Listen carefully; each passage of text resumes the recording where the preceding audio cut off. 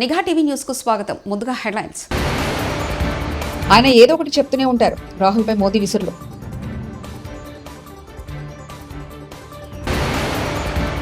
తప్పుడు సాక్షులతో కేసులు, బాబు పాలనంతా అన్యాయమే, వైఎస్ జగన్. కాంగ్రెస్ నాయకులు బీసీలను మోసం దగా చేసి ధర్నా చేస్తున్నారు. కేటీఆర్.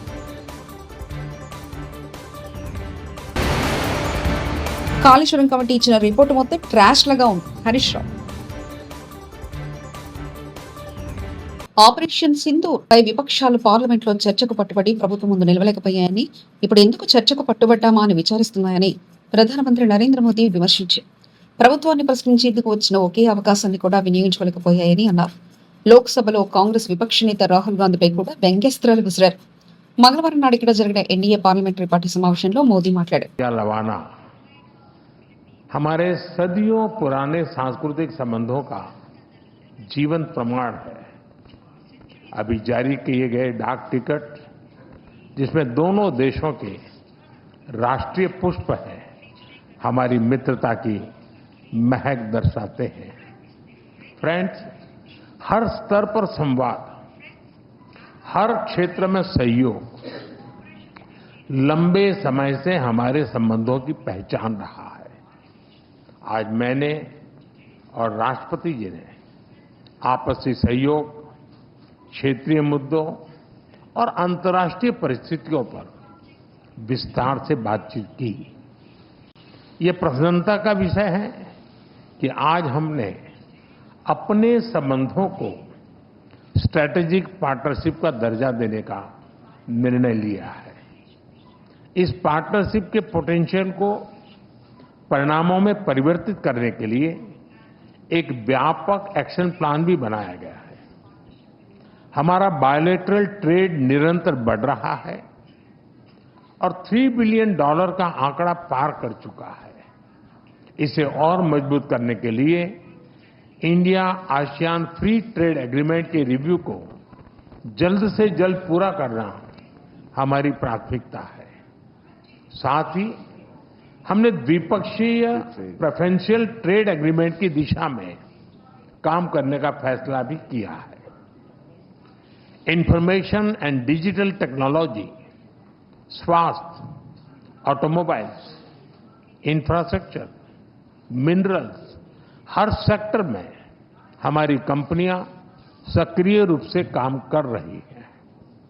विज्ञान और टेक्निक के क्षेत्र में वायरोलॉजी से लेकर एआई और एडिटिव मैन्युफैक्चरिंग तक जॉइंट रिसर्च चल रही है। आज संपन्न हुए science and technology cooperation plan से इसमें और गति आएगी। वाराणसी में स्थित इंटरनेशनल राइस रिसर्च इंस्टीट्यूट का रीजनल सेंटर ఏపీలో చంద్రబాబు పాలనలో కలియుగ రాజకీయాలు చూస్తున్నా న్యాయం, ధర్మం ఎక్కడా కనిపించడం లేదన్నారు వైఎస్ఆర్సీపీ అధినేత జగన్మోహన్ రెడ్డి. తప్పుడు కేసులు, తప్పుడు సాక్ష్యాలతో కేసులు నడిపిస్తున్నారని ఆరోపించారు.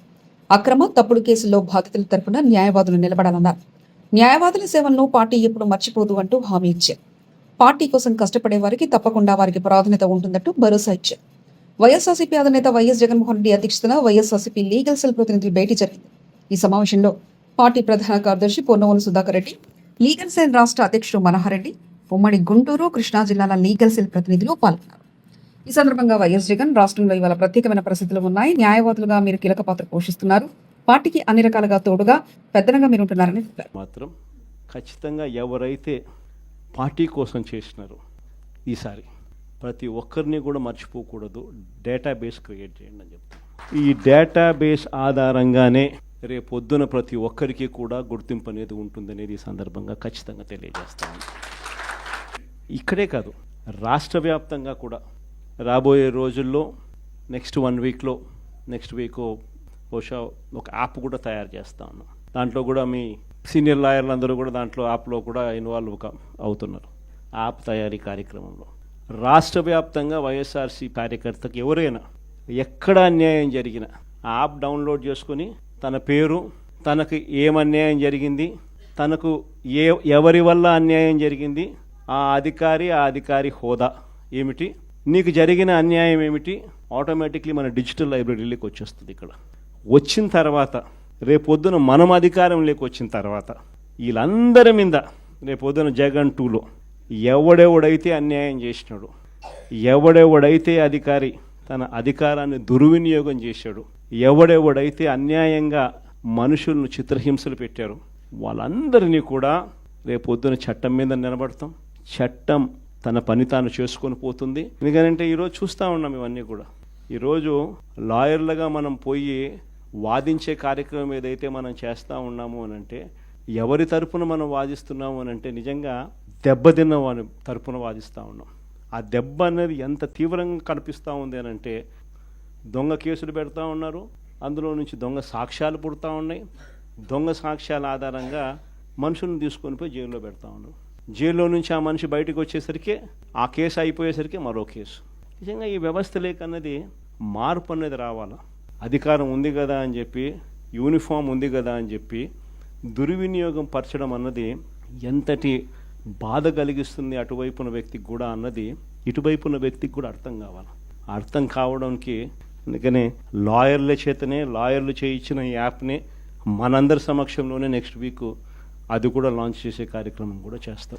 రాష్ట్ర వ్యాప్తంగా ఈ కార్యక్రమాలన్నీ చేసే ప్రతి విషయంలో కూడా మరొక్కసారి మళ్ళీ చెప్తా ఉన్నా, మీ పాత్ర చాలా ముఖ్యం. ఉత్తరాఖండ్లోని ఉత్తరకాశీలో మెరుపు వరదలు బీభత్సం సృష్టించాయి.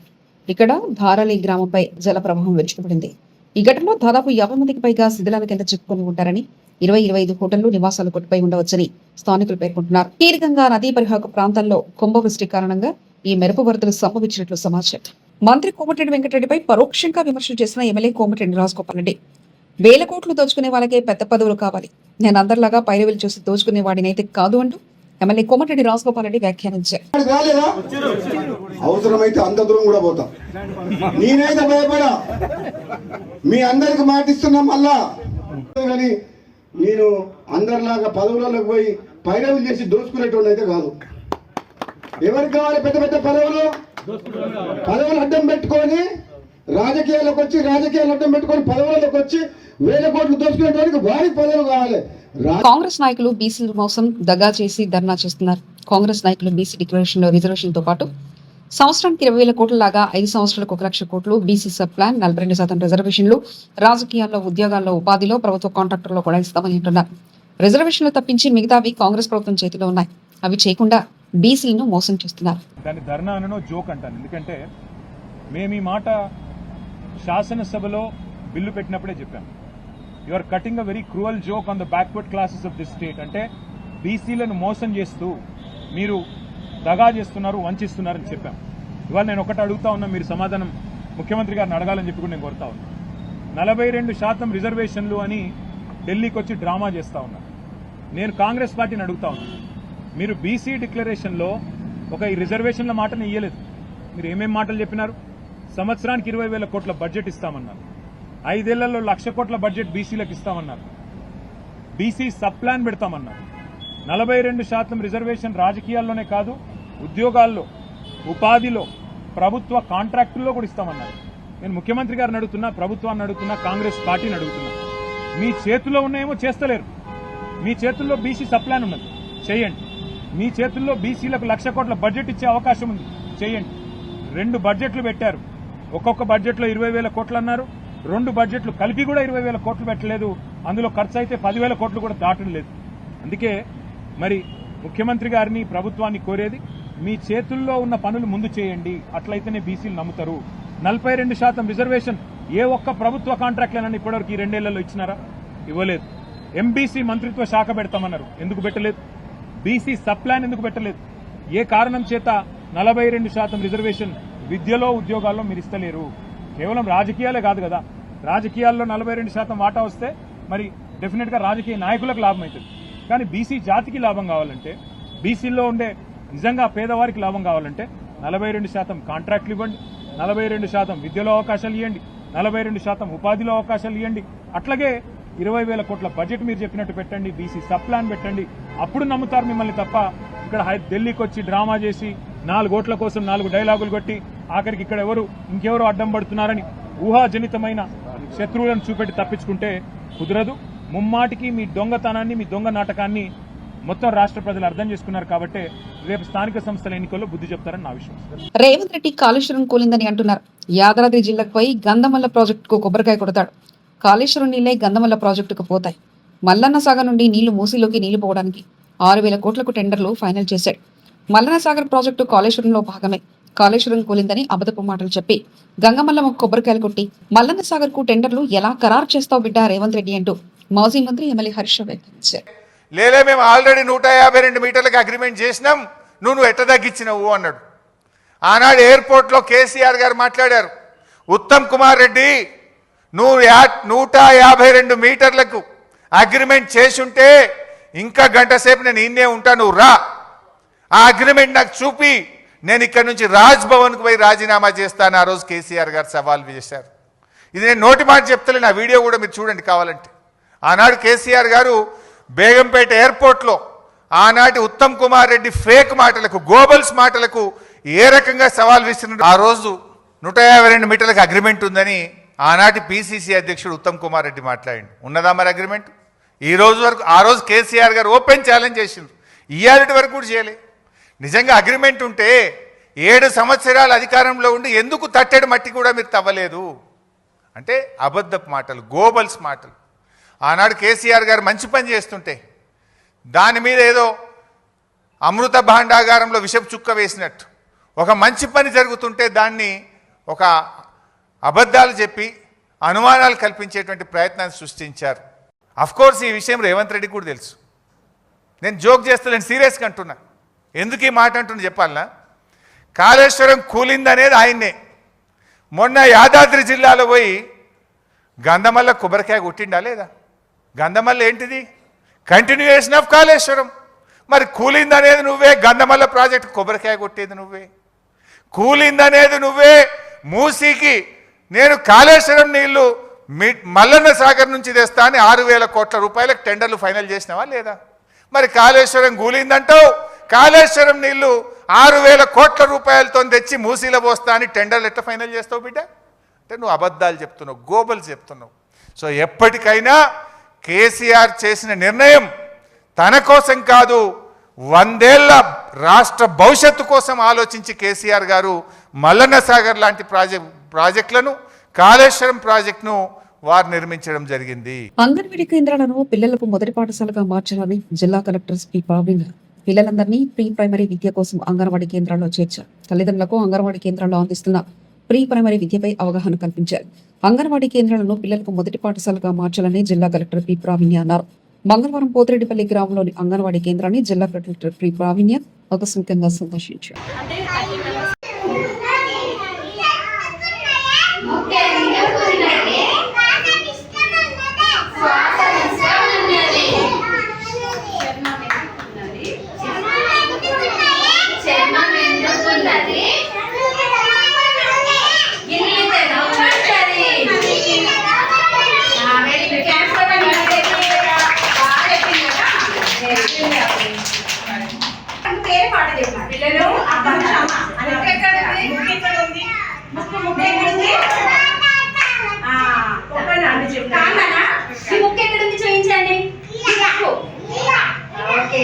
మరి చెవులు ఎక్కడున్నాయి?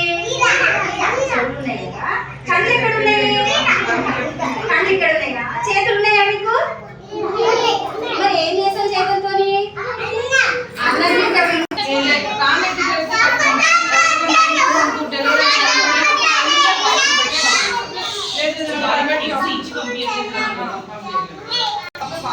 పెట్టుకోండి అందరు ఇట్లా.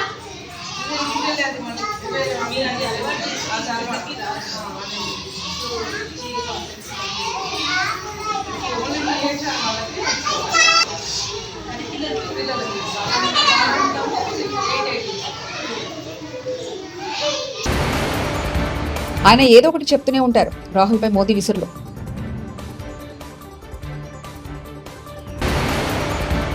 తప్పుడు సాక్షులతో కేసులు, బాబు పాలనంతా అన్యాయమే వైఎస్ జగన్. కాంగ్రెస్ నాయకులు బీసీలను మోసం దగా చేసి ధర్నా చేస్తున్నారు. కేటీఆర్